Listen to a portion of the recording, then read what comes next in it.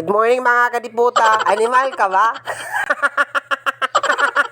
Maaga nga pala akong gumising ngayon kasi meron pala akong report sa out nga pala sa mga estudyanteng gumigising ng maaga na parang mga zombie. Yung tipong hindi ka na nasanay na gumising ng maaga kasi nga college ka na, hindi ka na bata, di ka na katulad nung elementary yan. Alas 6 pa ng umaga, nandun ka na sa classroom nyo. Alam ko talaga marami nakaka-relate dito nung elementary pa nung gising ng maaga, alas 6 pa ng umaga, nakagising na kasi nga gusto talagang maging punctual na student, nandiputa.